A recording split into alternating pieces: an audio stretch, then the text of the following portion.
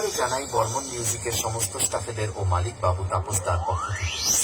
এখানে আসা সমস্ত ইউটিউবার দাদা ভাইদের ও বর্মন মিউজিক বক্স লাভারদের জানাই আন্তরিক প্রীতি, শুভেচ্ছা ও অভিনন্দন।